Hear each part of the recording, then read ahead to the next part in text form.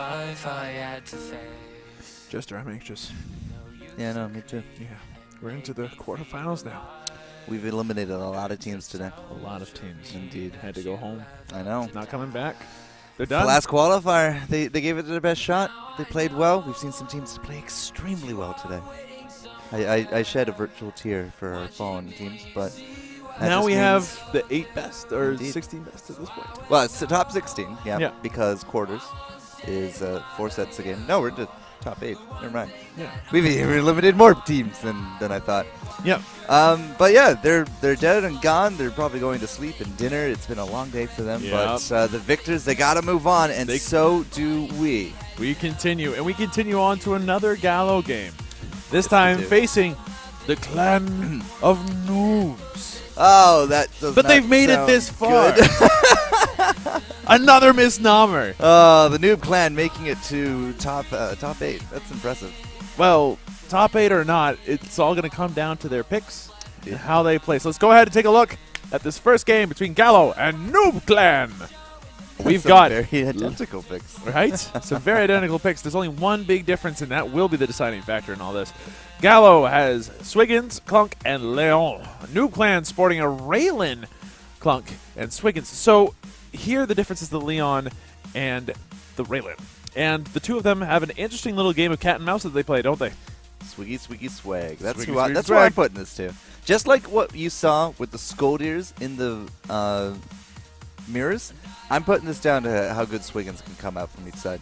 Yeah, Because the Swiggins with Raylan, it's a little easier to land than a Swiggins with Leon. But you still need to land it. You still need to get those anchors off for initiation. Well, that's the thing with Leon. You don't need the Swiggins to land all the time. You just Leon it, and then it makes it a ton easier. You don't need to aim a time rift. You just tongue them.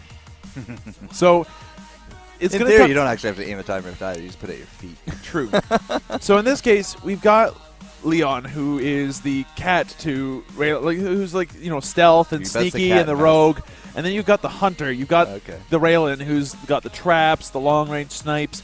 It's going to come down to whether or not the Leon can stuff the Raylan and get the tongue off at the right points and times, whether or not he can be a proper initiation, or whether or not Noob Clan can weather the Leon storm, as it were, and burst him down first. So I think that Leon is probably going to be the crux of all this. Late game Leon for sure. But if Noob Clan can take it a bit earlier with the power of those ranged snipes, Then and the Leon power of won't just even be keeping him back. Leon won't even be an issue. Let's go ahead and Right. find out if that is the case. Now it is Ribbit 4. It is Ribbit 4. It is in not this game Agula. 1. It is not purple. It is all green today. All green. All I green. love that color. I love that color so much. The color of the health packs I pick up to stay alive. Yeah, I suppose that's important. Staying alive? Staying alive. Have you never seen Saturday Night Fever? I might have. But Shitzy here, hopefully we'll see. He's seen it. He's playing your Leon today. Clunk being played by Malkno, Go Figure, and Gallo P.O. being played by the Swiggity Swag Swiggins. Swiggity Swag Swiggins on the other team being played by Juice. You've got Awkward Hugger being played by the Clunk, and as a little bit of action happens out here, Awkward Hugger going in for the explode is going to end up missing. And Touche, I believe, for your Raylan. Yeah, Touche. So, Touche? Touche. Yeah, I don't know. Let's call him just Touche. I like Touche. Touche Kool-Aid right there. So we'll see whether or not he can sink their proverbial battleship. Shirtzy looking for a tongue. But yeah, items that have come out. We got tongue into boots, fairly regular. We've got base abilities, boots, and piggy bank on Malkno. And Swiggity Swag Swiggins has got grapple and drop, which we saw just now being put out there. The anchor is going to immediately be destroyed, though. And the team's kind of harassing each other, going for a little bit of damage, and seeing who comes out on top. Eventually, one team will make a mistake. And, oh, that might have been one right there. Shitzy taking a lot of damage. Awkward Hugger also taking a familiar amount of damage.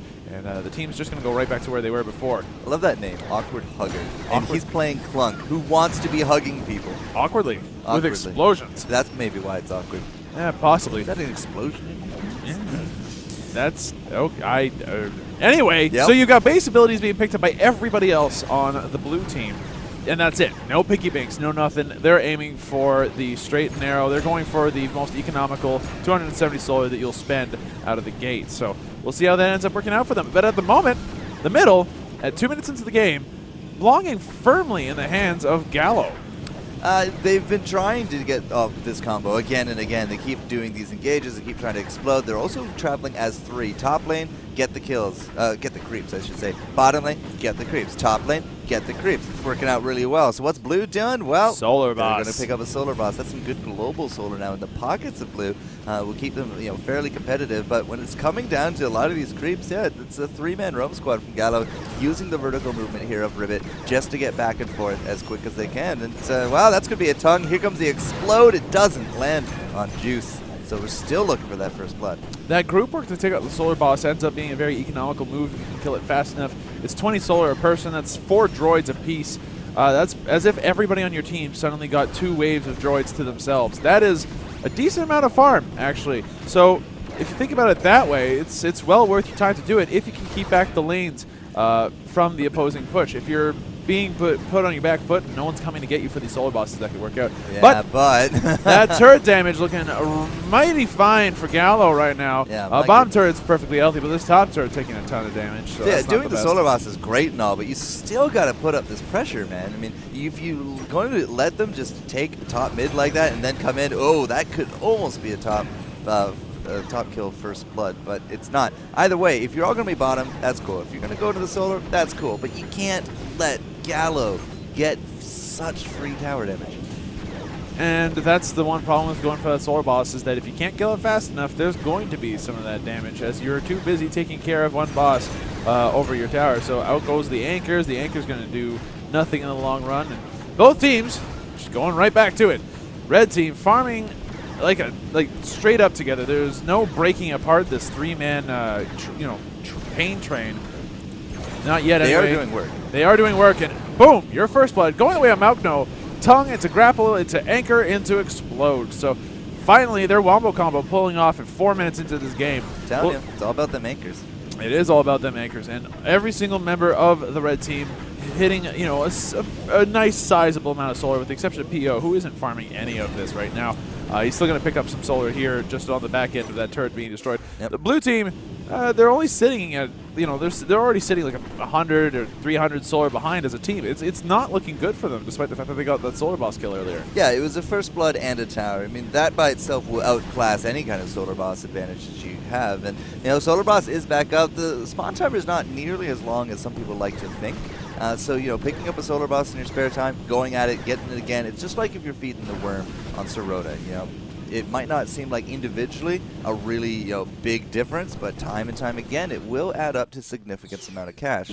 Now, that being said, Blue right now can't really afford the time to do it because they're down that turret. There's a super droid now moving in, and here comes the Leon after a shopping spree. A tongue here as they try to kill off the super droid could be it for somebody.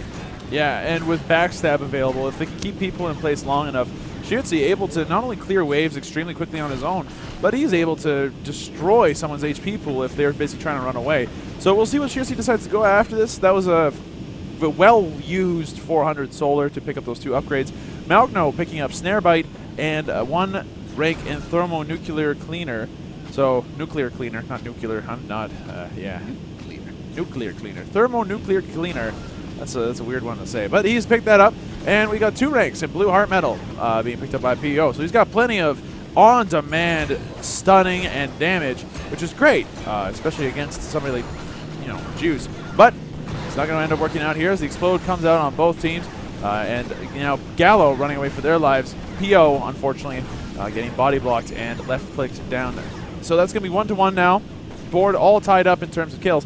But turret still down in favor of Gallo. They are still advanced in terms of their solar. They're ahead and in the lead in all other respects. We're not going to get really much out of this here from the Noob clan. Yeah, they got themselves a kill, but map presence is just not there. That anchor, however, could lead you into a kill on top of Shirtzi, especially with the time rift. That was actually well played by them right there. But, it's not really, again, going to lead them into a significant map presence or a significant tower damage. It's too early, and who's going to actually do that damage? I mean, right now, it's going to be either the Clunk or the Raylan, because the Swiggins has to get a little bit too close, and neither of them are really pushing those lanes. They're not really going up for those damages. They're very rarely ever poking at these turrets. Yeah, it's a little strange how little push both of these teams seem to sport. Leon able to do it now that he's got the backstab, but not against turrets. Out comes the damage on Juice. Juice gonna get tongued back into death there. Shirtzi, well played, well aimed. He's gonna go down now. Touche waiting for that anchor to go off. before he can run away. He's going to try sniping, maybe a bad place to do so as he gets tongued into more backstab, and down he goes. Now, 3-2 in favor of Gallo. They've got down their first turret. They've been taking out the Solar Boss on their own time as well, so they are keeping up in terms of those kills. Another tongue, it's a snare bite into an explode. His own explode going to cause him to get himself killed. PO picking up the last hit there. So now they're going to go and use this 3v1 advantage to try to put some real damage in on these turrets. And if it's going to be a team that put in damage, I got to give it to Gallo. They've already taken the one. The Clunk is very on top of always just trying to push in on top of this. He has, I don't believe he actually has any left clicks yet, but you know, it is a very popular build, and we've seen it time and again, especially in some of these later matches, of picking up at least one or two of those left clicks for the Clunk, so that when you do get these advantages, you can start pushing down the turrets very, very quickly. We do got the super stretchy tongue there for Shirtzy, and yeah, even our replay is having a little bit of trouble comprehending the awesomeness of this match. 8 minutes into the 6 kills, so a little bit less than a kill per minute. We're looking at a fairly sizable solar advantage in favor of Gallo already, and it's looking pretty grim for the blue team, but they can bring this up. So we're going to go ahead and take a pause to go ahead and deal with this issue here on our replay. Like, the replay just needs to be told how to make this thing work. So yeah, it's a good spot right now. 8 minutes in, we're actually just going to reboot that replay and come back into it because, oh man, that's screen tearing. It's definitely something. But still, Gallo is a team so far that we've seen time and time again. In fact, actually, when we chose the replays, they were the only team actually to finish out their matches because everybody is really giving it their all, and these are some really epic, amazing things here in the quarterfinals. So Gallo coming into it, they know what they're doing. We've seen them again, with using these wombos. They really seem to favor a lot of Clunk play. And the Clunk play needs an initiator. We saw Scolders before. It was probably banned, if I have to take a guess, in this one, which is why we see the Swiggins. But Swiggins on both sides, anchor for an anchor, the guy that's going to explode on your face is probably going to come out ahead. that's true. Absolutely. And the other thing to keep in mind is that they do have access to a Leon as well. So they have the ability to initiate in a bunch of different ways. Either we come to you, That's or right. you come to us because we said so. So you have your options there. The tongue demands it. Exactly. The tongue it demands that you pay attention to us and what we're doing and everything. So let's see, where were we? We were 8-11. Right on. There we go. We're gonna sit right about there. Okie dokie. And as we come back into this game, here we are. We got almost everything set up here. We got the kills, we got the deaths, we got the items. Everybody's happy. Let's go ahead and get this party started again in 3, 2, 1, boom! So as we were coming back into this, Malkno and Awkward Hug getting off some explodes. PO just managing to get out of there, and Shirtzy gonna make his way out as well. So like we said before, 4-2, lots of items being picked up. PO going for left click. He got a late game piggy bank to help him secure that He's start. done this before, though. Yeah, he has done this before, and the left click on the Swiggity Swag Swiggins is always a good move. It allows him to continue his damage output in that he's not all burst, but he does have chase potential, something that Swiggins does desperately want sometimes. Yeah, gravity not exactly working there for the Swig. He did actually get hit by that explode, but Awkward Hugger wasn't exactly the burst enough to take home that kill. But Pio on the Gallo, oh, that's it for Touchy. Yeah, she's a paper cannon when it comes to that kind of combo. A brilliantly timed tongue coming out of Shirtzy. As soon as the snipe came in, we're going to interrupt that. We're going to stun it. We're going to pull you to us into a snare bite. You're going to die. So by sniping in an area like that, you actually end up killing yourself if Shirtzy's a little bit too close with his buddy Malkno. So that's a problem. Shirtzy, Nice though, getting grapple dropped, excellently done. The explode just going to miss, unfortunately, and now Awkward Hugger going to bite the dust. Down he goes. Malkno getting his killing spree. Now PO looking to maybe get that hit onto Juice, but Juice gonna manage to squiddle away as quickly as he can, and he'll end up being okay for now. So 6-2 in favor of Gallo at the 9-minute 35-second mark. Yeah, as we said, their early game is exceptionally strong, and Juice just found that out. Wow, Touchy just spawned, guys.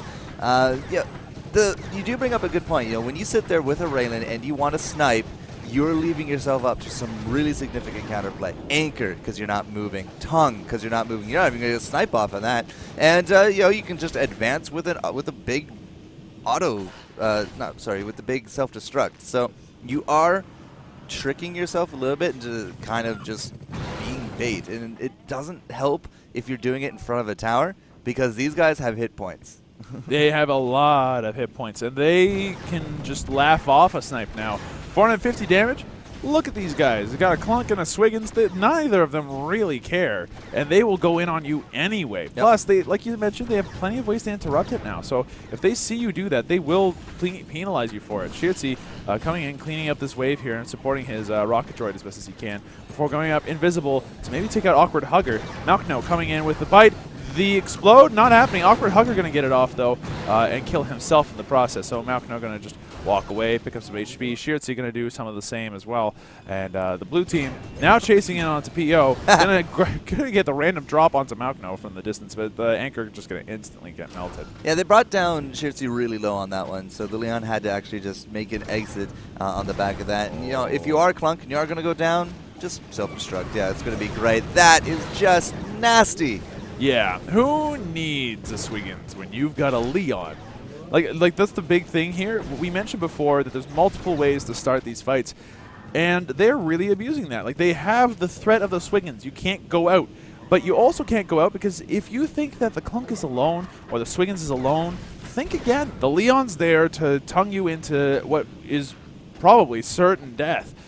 There's almost no way for the blue team to initiate safely because the red team, Gallo, has multiple ways to start these fights. 1-2, Wombo 3. 11-2. Doesn't matter, there's a turret there. Oh, the snipe nearly grabbing that third kill for Noob Clan, but it is going to miss. A good counter angle, though. Lands on top of PO, but PO's actually going to get some health in the back of it. Shirtzi now going to be low, but he tongued out Touchy from that snipe, which actually led him into his death. I mean, there's a lot of earth between him and that snipe. Not entirely too sure what was up with that. Maybe it could have been just reflex. He saw a snipe, gotta get that tongue. Yeah. So a little bit of a mistake there from Shirtzi, but overall, I mean, you see the big power for Wombo here. You get off the anchor, you get off the tongue, and you have an explode. And it's just taking Noob Clan to the bank. Yeah, Noob Clan do pick up a kill though, and that is an important one. Not the best one that they could have. If they pick off Malkno, that's the one that'll give them a little bit of extra money that they can use. Leon not on that killing spree at any point yet, so that was a good kill. It was definitely something to fill the coffers up a little bit. But NC not in a good position right now. 11-3, 12 minutes, 45 seconds into this game. Touchy running away for his life, but that's going to be he's going to run away just fine. Raylan, good at doing that at the very least. Well, speaking of Raylan, she's about to get comboed, and there she goes. Yeah, the Raylan as a glass cannon pick into this just could not be more awkward, more wrong, or being more punished at this point. 12-3 now with the Gallo, and you know they have their 2 towers. They're looking for that third. If they can grab another kill, it's just going to lead into more and more deficit here for Noob Clan. Remember how at the very beginning of this we talked about how this was going to play out, and really the Leon to Raylan matchup right now is heavily in favor of the Leon and his ability to just tongue out the snipe and really bring people into a rotten situation that there's really no getting out of. Not as a Raylan and barely as a Swiggins or a Clunk. The Clunk can just explode at this point. That's it. Oh, Juice getting tongued. Now Awkward Hugger coming in for explode. It's going to end up missing. Shirtzi not going to end up getting hit by much either. Malkno's explode also going to miss. Everybody's missing everything except for PO. He lands all of his stuff. Awkward Hugger taking a ton of damage. The bite, the left clicks, and down he goes. Now it's just down to Touchy and Juice. But Touchy and Juice getting snare bit, getting grappled. The explode coming out is going to hit Touchy. Touchy's going to go down. That's 1,000.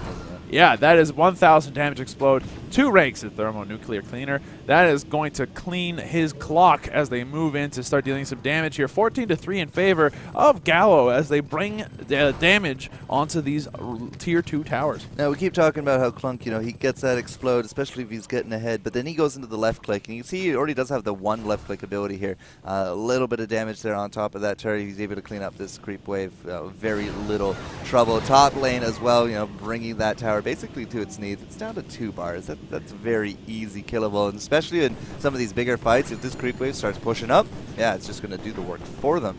But 14-3, the cash difference between these guys is absolutely immense. We're looking at 1,807, so 2,500 solar between them. It also doesn't help that the Leon is now cementing his late game ability to just be a huge nuisance. He now has access to clones that walk and attack, so the clone army begins. Build, yeah, he's going clone build, the build that I am a big fan of. I like it. It's a lot of fun to see. Not a touchy. lot of fun to play against. Malkno, finding out the hard way, don't get close to Clunk. Not that he had much choice. He got stuck there, so Malkno going to pick up another kill there. 15-3, factor of 5 actually coming out here for Team Gallo. They're doing an excellent job right now. It's 0-7 Raylan. She has been in the wrong place, the wrong time, many times. And at 0-7, your Raylan, like, there's really no recourse. I mean, she doesn't have any snipe upgrades. She does have her flyer droids, but the flyer droids are just getting eaten immediately. Yep. And every time that she dies, she's not farming, there's no map presence, she's losing out solar every single time. She has actually gotten double regen on the back of all this as well. But and against the team that is focused on burst, that feels somehow very wrong. So at the best, get pills, and even then, we're not going to recommend it. Yeah, and, well, especially in this case where you have to be able to sit farther back to do your stuff. Yeah. Out comes the explode. Malkno going to end up going down as well, so that will end up being some extra dollars in their pocket. But at what cost? Their own Clunk. So their own meat shield ending up in the gutter after that exchange. 16 minutes in, 16-4. Look at his new upgrades, though. Yeah, he just picked up his rage missile builds. So he's going to be doing a lot of left click. His 2 and 3 strings are going to be double missiles, and they're coming out fast. They're coming out furious. It's a high DPS build. Don't know what Juice is trying to do there. It's a high DPS build, but he's also a very rich Clunk. 2,400 solar to his name. It's believe it or not, it's actually just Juice that's leading the team here from Noob Clan. He does have 3 kills to his name, and 3 kills, probably multiple droids, but at this point, that's really where the big difference is between him and his team. We also have a turret kill on the board as well. Now, I'm not entirely too sure we were actually able to pick up most of that solar that kind of popped out of the teammate that died, but either way, core damage is now exposed, and we're doing the split pushing thing. Those clones are going to absolutely wreck this team if this goes on for too much longer. Yeah, if Shirtsy's given even 2 seconds to go into the core, it will be game over, absolutely.